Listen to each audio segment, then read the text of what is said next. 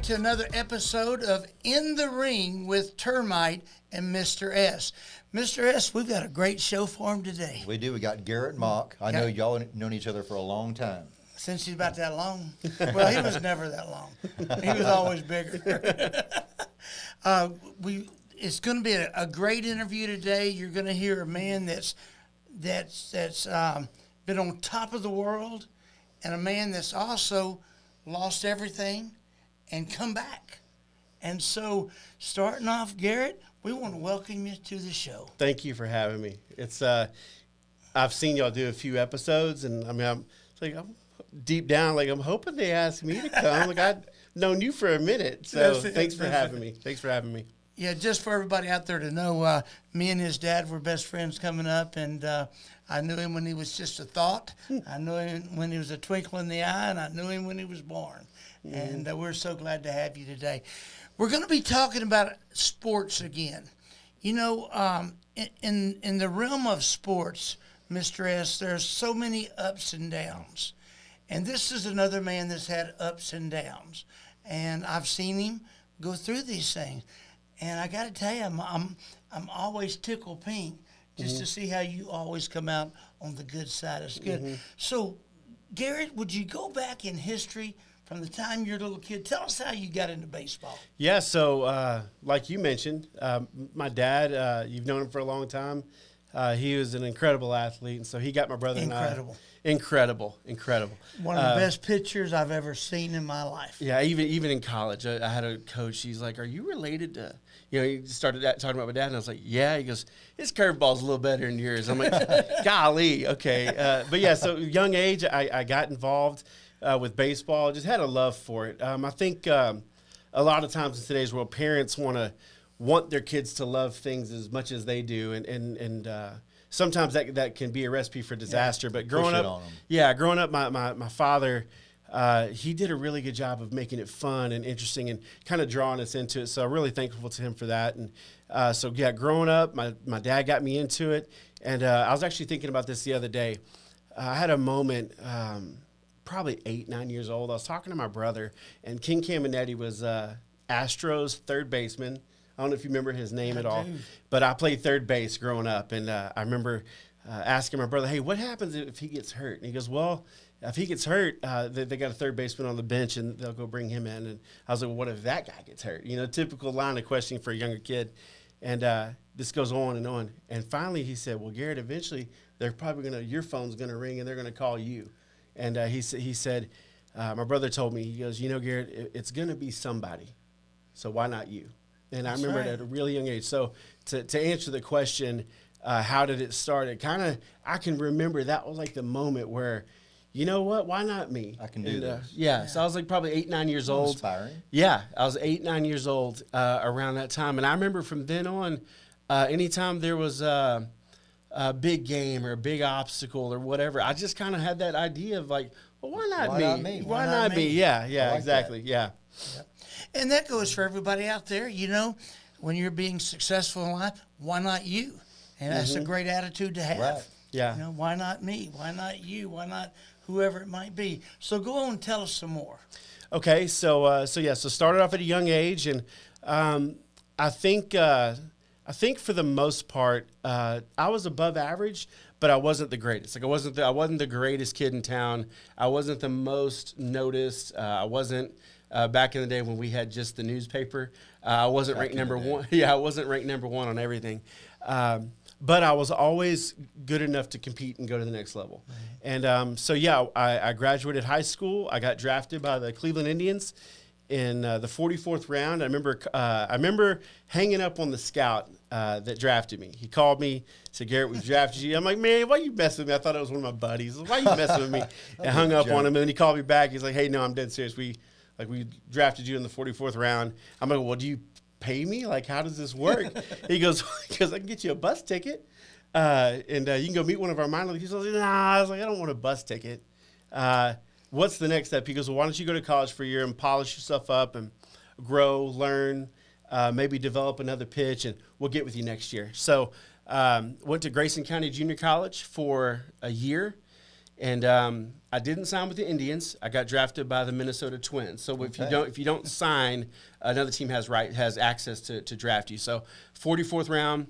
The next year I go in the 14th round. And at the time, there was just some circumstances in my life where it's like, okay, I didn't feel like it was the right time to just launch out into pro ball. So the Twins made me an incredible offer, and it's a great organization. But I decided to go back to the University of Houston. Okay. I played at the University of Houston for a couple of years, and I ended up getting drafted. The third time was a charm. I got drafted in the third round by the Diamondbacks, and started my professional career then. So 2004 is the June draft of 2004 is when I signed and made my way pro. That's when it started, yeah.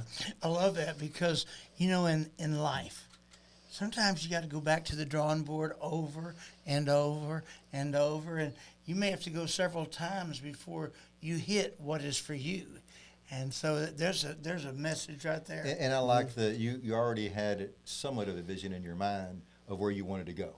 Mm-hmm. Therefore, you're able to kind of turn down the initial offers. Mm-hmm. I'm appreciative of that, but I think I can do better. Yeah, that, and there's a little bit of a math behind it too. Like I kind of figured if they're not giving me a signing bonus, I'm not going to be able to afford to do this because, in college they give you lunch and they give you, you have access to your scholarship money, and yeah, you're using your I brain. was like, man, I'm not the best at math, but they're going to have to give me a little bit of money to go off and just do this on my own. So waiting and getting a little bit more seasoned. The coaching staff at Grayson and the University of Houston, all of those individuals are all still involved in sports. And I think of all kids making those choices, I was so blessed to have the men in my life at those time frames to continue leading me and letting me grow, letting me fail, stuff like that. So I had a really, really good experience in junior college and college. Did you recognize that at the time, or is this a hindsight thing? So I remember,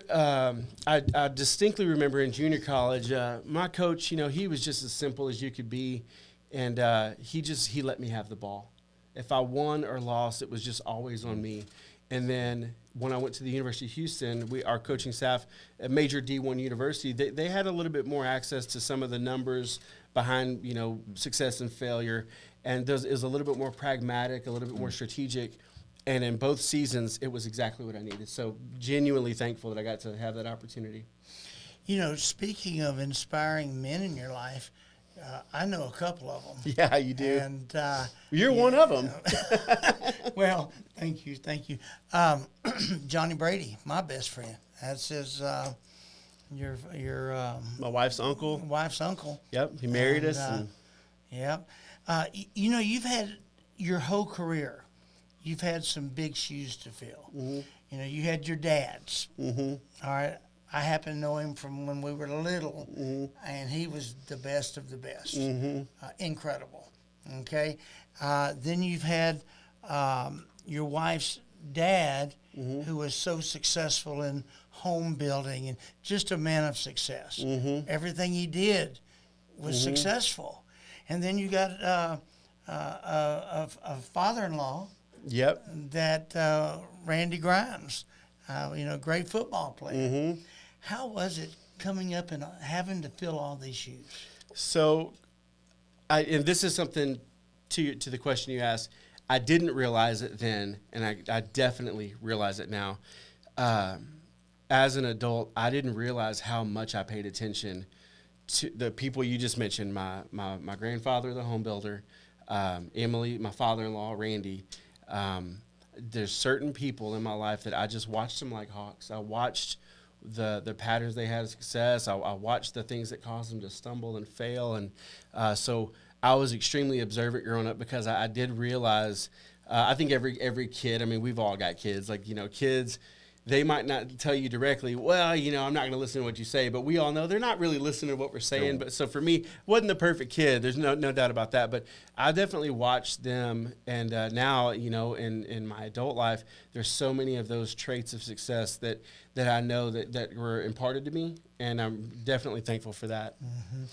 And I had a conversation not too long ago, someone wanting to do better in their life and to be more successful.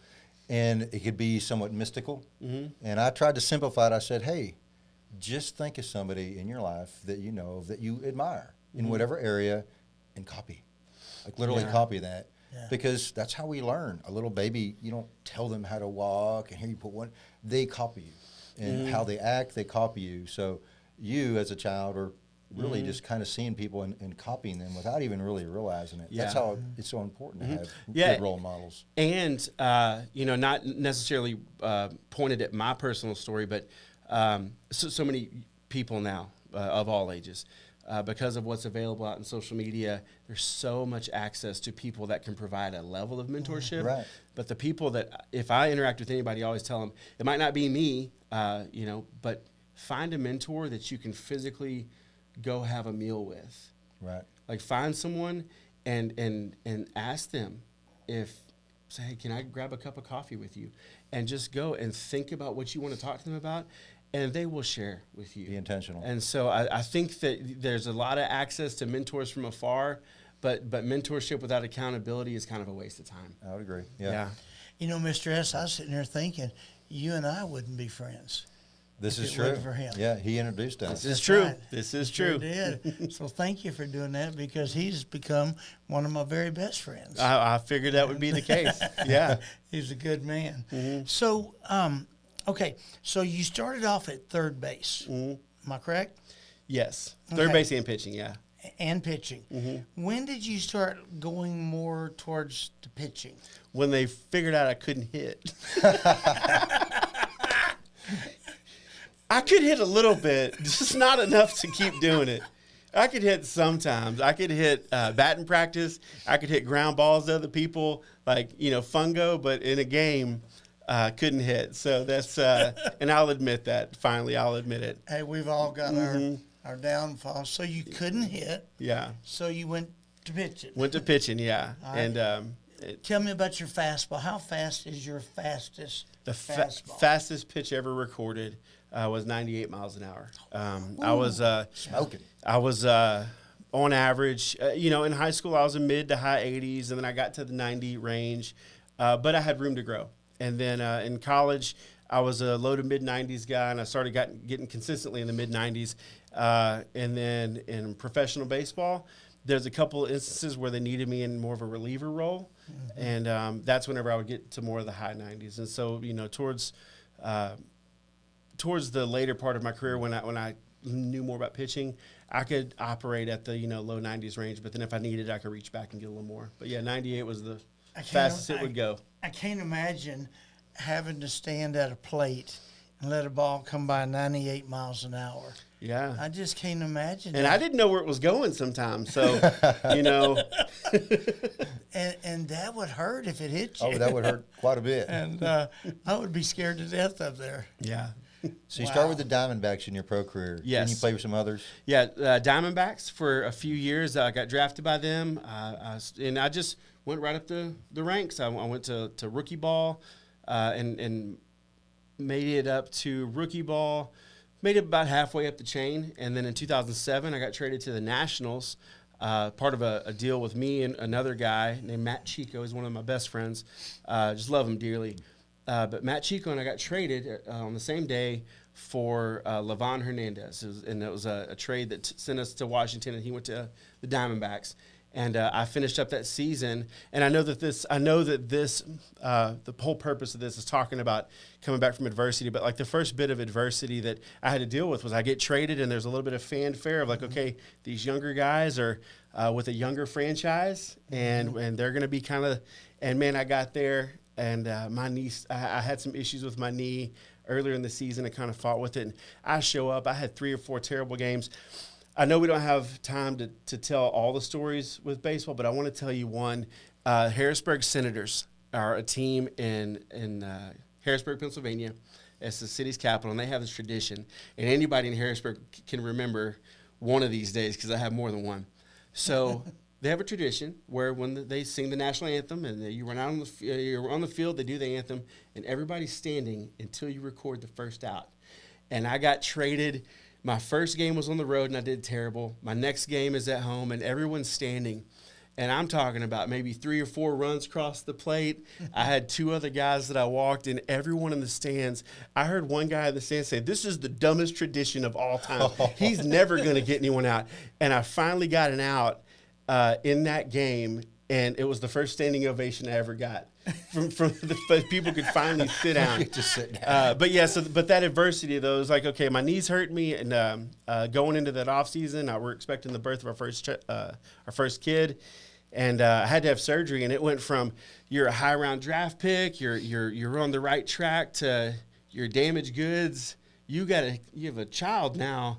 What are you gonna do? And so so it was only I had a couple of years where I was just off like a rocket, and then Some scares. getting into it, it's like, oh man, this is not what I thought it would be. This is gonna be hard. It got to a point where it's sink or swim. Yes. And that's a tough position to be in. Yeah. So what are you doing? Okay, I'm taking you, and we'll come back. But what are you doing today? In today's world, so let's fast forward a little bit. I work similar to what my grandfather did. I work in the construction world. I work for a local plumbing supply house.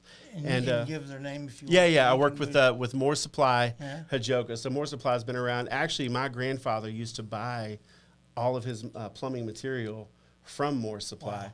And I was talking to him the other day, and I was telling him about what I'm doing, and he was remembering some of the nicer houses. That's the only place in town he would go. So work for More Supply, and I work in the commercial construction side, where if there's a multifamily project, some schools, some in the education, hospitals, stuff like that. I help companies manage their lead time on materials, and it's just a regular old job where people got stuff that they need, and I help them get it. That's awesome. You know, you've got three beautiful kids. Tell us a bit about them, then tell us about your wife. Okay, so I have 3 children. My son is 15, and big. He's a big old 15-year-old. My son's 15. My oldest daughter. I have 3 kids. I will never say that I have a middle child. Okay. So my oldest daughter and I have this agreement where I'm never going to call her the middle child. So my oldest daughter, she'll be 13 next month. My youngest daughter, she'll be 12 next month. So at one point they were 3, 2, and 1, and it was wild having a 3, 2, and 1 year old. I could imagine. We were a circus that That's close. Just That's traveled real around, close in time. for sure. So and my wife and I have been Who is together. stunning, gorgeous, Yeah, and sweet. And when the joke is she has really, really bad vision, and so I think the only way I got her, like, she doesn't even know what I look like. I still don't think she knows what I look like. Her vision is terrible. But my wife and I have been together since I was in 4th grade and she was in 3rd. Isn't that awesome? I walked into my classroom, and my 3rd grade teacher, and she was sitting at my desk. And the first interaction I ever had with her was, I guess, the fall of my 4th grade, her 3rd grade year. And I walked in the classroom. She was sitting at my desk, and I told her, I was like, "Hey, you're sitting at my desk." And she said, boy, this is my desk." And I remember just in my soul, I was like, I like her. And so I've got a letter from 1992, still have it, where, she wrote in her journal that we're getting married. And wow. So we'd break up a little bit in high school and middle school, but we've been an item since the whole time. And I think the Lord knew I was going to mess it up if I didn't get to meet her pretty quick. So I'm thankful for that. But we've been married 17 years, and it's just been the best thing ever. She's been with me through all of it. Well, I've known her since she was a baby too, and she's a sweetheart, and she has stood right there. There's a lot of importance to that. Is if there's people out there going through struggles, you got to stand together. If you divide, you'll fall. You got to stand together. And so if somebody's out there going through heck, stand up together. Stand up for that person, your spouse or your Especially friend. if they're pushing. That's it. Yep. Basically, I like to caution people on the deadbeats. Yeah. But if that's they're right. pushing, Yeah. you got to be. The deadbeats just kick their butts out of the place. And, I've seen too many people stick around for the deadbeats. Yeah. Yeah. Right. Not stick around for the good That's ones. right. So yeah, you got to fight. So, I want to hear if you can think of something. The lowest point. I think I might have heard one while ago of your baseball career when you was waiting. Yeah, for him talk to, a little bit. Okay. How do we go from the baseball, the fun years, making millions, I'll give you a low point, and this is the first thing that comes to mind.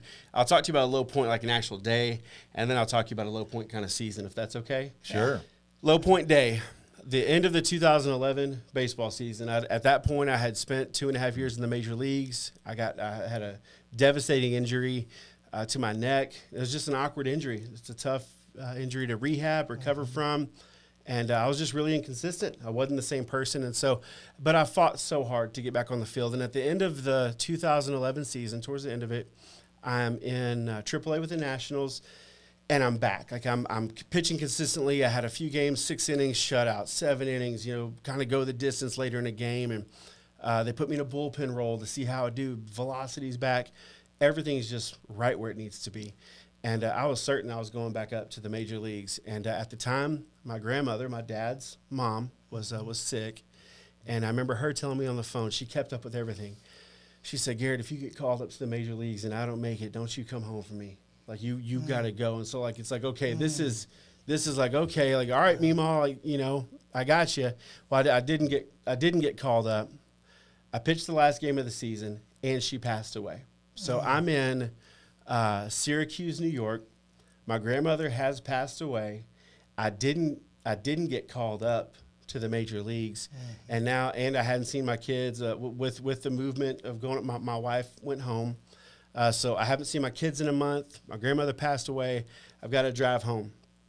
I pick up a friend of mine in Kentucky, and he drives my car the rest of the way home. I board a flight, and I think I was at like maybe 38 hours awake straight.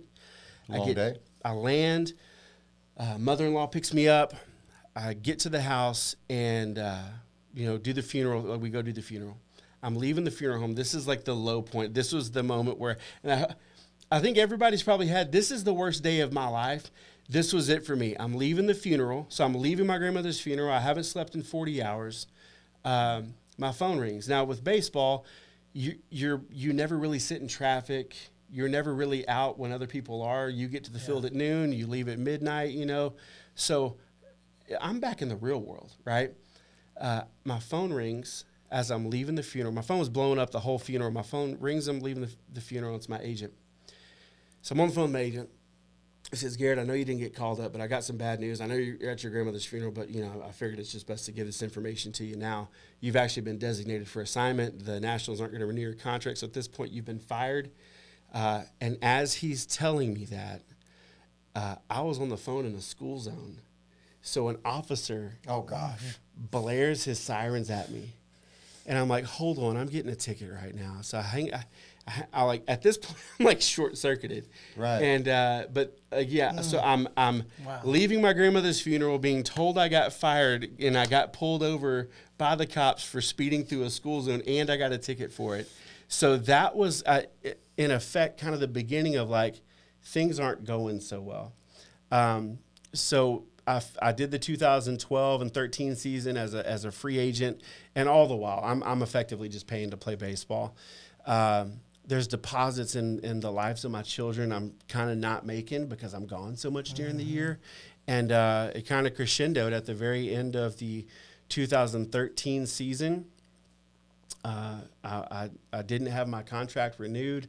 I played in Japan for a little while, and basically in Japan I had a contract offer, and my counter was, hey, this is a great contract, but I need the guarantee because my son's starting school, and they said, we're not going to give you a guarantee. And at that point, I was like, okay, I'm done. Like, I can't play anymore. And so I went through this season where it's like, okay, baseball was great. I have so many incredible memories. And so, there's so much that was put in me. Like, I mean, you got some of these people are Hall of Fame athletes, but they're also Hall of Fame individuals. A lot of the guys that mentored me and the guys that I was just privileged to be around every day. But now this season went from you're not on a team and everything that had been pushed off for a decade. If you have a relationship with somebody as an athlete and it's not the best, you can go play your season and just brush it under the rug. You don't have to deal with it. So I got done playing, and a lot of the bad habits when I played kind of followed me home. My sleep schedule wasn't the best. I was addicted to chewing tobacco. I took I was told I had ADD my whole life, so I took Adderall. And so you take somebody that's in this high intensity, high frequency world and bring me back to the world where, hey, here's an entry level job and 8 to 5. good luck. Commute. And you're not on a team and you're alone. And I love my parents, but there's a lot of things about, being a loving there for your family husband. Some things I didn't really see the best of. And so how do you do that? The divorce rate for an ex-athlete or a divorce rate for ex-baseball players is over 80%. Yeah. Wow. And so there's some realities that I had to start dealing with. So yeah, I did have the worst day of my life, but then that was the beginning of entering into the valley for my life. Yeah. Wow. Entering into a new life, and I know your new life, and it's you're blessing other people now. Mm-hmm. And that's just as great as making millions is when you can put input into people's lives, and you're doing that. Mm-hmm. Yeah. So, and again, it was really interesting. In April of 2013, I was in Major League Camp with the Diamondbacks. I actually finished up with them as a free agent. And in April of 2014, I was in the plumbing world. And as a 32-year-old man, I was at an entry-level job because I didn't have any internships. I didn't have a real estate empire that I built in the off season. I thought I'd play forever. And so in one calendar year, I went from pitching against the Dodgers on ESPN to getting griped at that the price of my toilet seats just isn't very good. That's demoralizing right there. That's hard to bounce back from. Yeah, and people say all the time that, you've heard kind of the analogy of, there's times in life where the Lord allows things to kind of get broken and then he'll glue it back together and it makes a beautiful mosaic. And while that's the case for some people, my stuff got broken and then it kind of got ground down to dust. And once it was ground down to dust, it got sifted and then ground down some more. And I was just, in 2014, like everything about my life and my identity was as an athlete first. I was an athlete who happened to try to be a good Christian. I was an athlete who everything was athlete first. Sure. And so to be in a position where that was no longer the case, it was definitely something where like the rebuilding process was the worst, best thing ever. Yeah. People don't realize how tough it is when you're an athlete and you go from that world of being on top of the world as an athlete to the normal world, which at the end, the normal world's better. Isn't it? It's sweet, isn't it? Yeah. And it's what you make it. And I'd like to hear, as we close it out, I'd like to hear, how did you make it turn sweet for you? Because you're always so happy. I love being around you.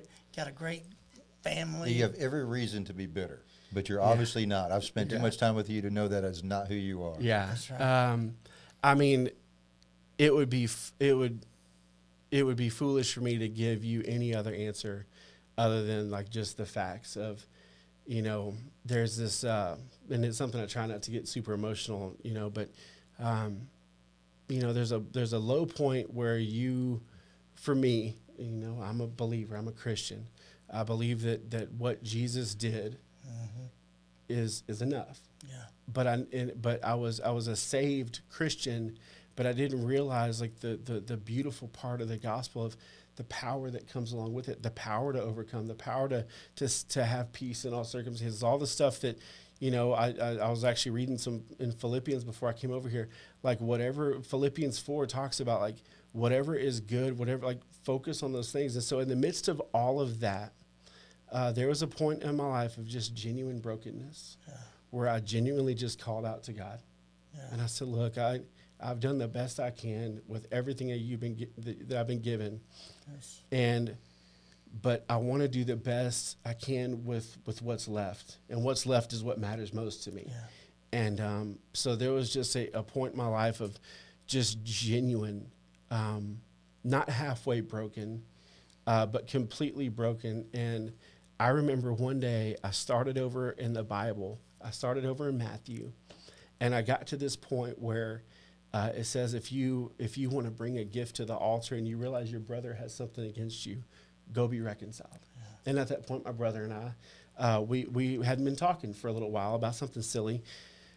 And but I was waiting on my brother to come to me when really, like, I'm going to go first. And so, yeah, I just started over and it's like, God, whatever you say is what I'm going to do. Yeah. And so the ministry that we have now, the marriage that I have now, the relationship I have with my children and my family, every bit of that came from a place of just genuinely being broken and God being completely faithful to who he says he is. Yeah. And as we close it out, tell us more about your ministry. Yeah. Okay, what's the name of it? Where can they follow you? Yeah, so in the midst of all of this, my wife and I, we went on a mission trip. So her grandfather, Johnny Brady's father, Senior. Yeah, her grandfather was one of the first people to go to this indigenous island grouping in the Caribbean called the Sandblast Islands. They're going there in 3 weeks, by the way. They're going there in 3 weeks, and then we're going there in late July. And but yeah, he went there to just preach the gospel to these people. And we went on a trip there a few years ago, and we noticed on our trip that there was some malnourished children. And when you visit the islands, there's so many things that you're blessing them, like with your ministry, but as a group, they really were I guess shame isn't the best word, but they were just kind of embarrassed about the fact that they got some kids that have some needs way beyond what can be accomplished in this mission trip. So we went there and we just found out, what the needs are. There's 400 kids at 4 different locations across the island chain and one mainland location. And we've saw these kids that are malnourished, and if they eat one meal a day, and if we don't provide it, they don't eat it all. Wow. Yeah. So my wife and I, we started a nonprofit called For the One International. The website's fortheoneinternational.com, all spelled out. And we provide 400 kids at 4 different locations, 1 meal a day. We have an operations director in the islands that we communicate with weekly. And it's just an amazing work. And kind of to your point, there's things that baseball gave me that I am forever grateful for. There's not a classroom I can't walk into. I'm welcome at campuses to share my story and encourage people.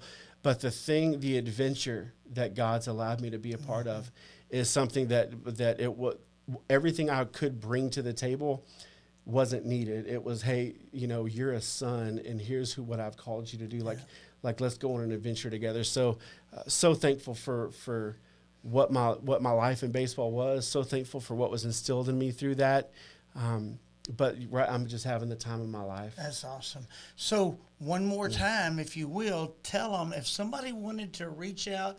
I'm putting people on the spot. If they wanted to reach out and help you, help others, how would they do that? So our website, fortheoneinternational.com. On some social media too. We have a Facebook page. For the One International is a Facebook page. And really and truly, if this is a podcast that's going to go out, if anybody just makes a comment, just text me. And I can share, if anybody puts anything in the comments of this podcast, I'll just respond directly. Okay. And if they want to make a contribution, they could get into your website. So our needs are right now just to hit the wave tops. It's $2,500 a month is what we send down there. That's the cost to do everything. Right. So $2,500 a month, and we have about $40,000 to $60,000 worth of building projects that are currently they're just in the bullpen right now. As we raise funds, if someone donated money specifically to that money just gets held until we have enough to build a building. So there's a feeding center. They're doing it out of this multi-purpose building, and food's having to get walked from one side of the island to the other. So we're trying to streamline it to where the people that are working don't have to work as hard just to get some food in the babies' bellies. Yeah. Well, everybody out there, I'm going to encourage you to reach out to them, help them. We were talking about this morning before I came here, this same trip, and this is an opportunity for you to help others, or for you to help him help others. And these are kids and adults too, but there are a lot of kids. But Garrett, it's been incredible having you here. Thanks for having me. And look forward to hearing more of your journey. Obviously, it's not over yet. You're still a young guy. Yeah. And it's not like the lows are not over. Unfortunately, we all know there's going to be some more. Right. but there's going to be some more highs that I'm sure you can get excited about. Yeah, and also too, I mean, since you talked about it, I've said something that it's what my wife and that's what our ministry is now. The thing that I am a believer, but there's certain things as a believer that I'm not walking in. If there's anybody that's in that watches this that just genuinely has some questions like, what on earth could I be missing? Now, I'm a believer too, but man, there's just certain things I get mad all the time, or man, I'm a believer, but that was me. And there's some things, you know, I can look you in the eye, Termite, and you know this is true. I haven't argued with my wife in a long time. Yeah. There's some things that we got settled. You want to argue with her? I'll help you. Well, yeah, you got any pointers? I'll just call her up and tell her to argue with you. No, but but God's completely restored relationships in my life, and so for me, that's something I'm really passionate about, because you can have all the money in the world, you can have all this stuff, but if you don't have peace in your home, what's it worth? So, my wife and I, we do spend a lot of our free time at home just ministering to people, just one by one. We love doing that. I know you do that, and you do it well. And his wife's pretty incredible. We should probably get her on here one time as the wife of an athlete. Pretty amazing lady. I've known her since she was born. And her dad is a pro athlete, so the whole family. Oh, my wife's perspective is she's incredible to listen to. The way that she sees the world is something that, I mean, it's just a gift. Yeah. So we'll have to get her on there. But you know what? We thank you all for watching again. We're going to bring you some more good stuff. We've done it every time. Right when I was pulling up here, somebody called me and said, every podcast y'all have is great. And that's what we try to do, is have great podcasts. You've been another encouraging great people. Man, I think it's incredible what you guys are doing. Well, people are dealing with things, so the more stories we can get out there, the more we hope to encourage. Yeah, awesome. So thank you for sharing yours. So what we do when we close out, you lead it. You just like to say, hey, life is tough. Things are going to come at you. So keep your guard up. So you got to keep your guard up. Oh, keep your guard up. Up. Yeah, go. Yeah. All right.